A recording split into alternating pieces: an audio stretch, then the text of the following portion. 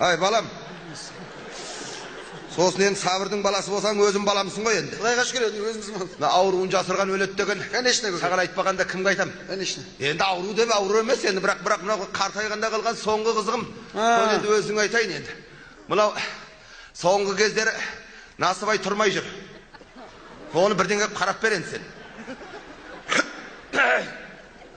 Ақсақал, не айтып тұрсыз? Не айтып тұрсыз, ата Насывай тұрмайды деймін саған. Ұялмайсыз ба? Балаңызда жас балаға не айтып тұрсыз? Ай, Сабырдың баласы болсаң, өзім баламсың ғой, бір бәле қылып тұрғызсын. Қойыңыз.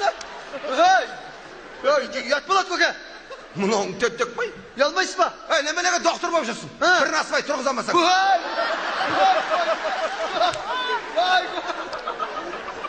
Мұның теп-теп қой. Көке, бұл ондай доктор емес мен. Шадағымды ғой мен ондай. Сабырдың баласы ой бұрмай. Әзілдеп тұрыстау дейме.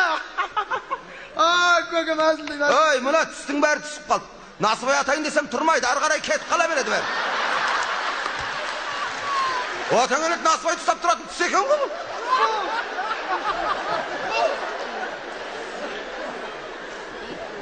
Сразу айтпайсыз мен сөйтіп. Не деп? Насывай тұрмайды деп. Енді мен саған не деп атырмын?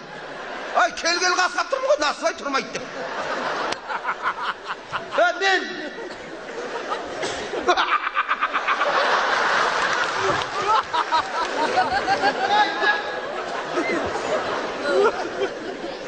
Ой!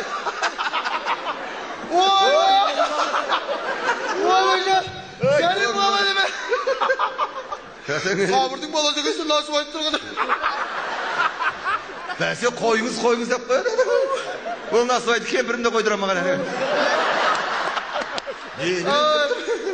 Ай, сен соны бір бәлеға бейемде енді. Саласың ба, басқа қыласың ба? Мен Насывай ататындай болайын енді. Ой, бұрма. Насывай тұратын болсын.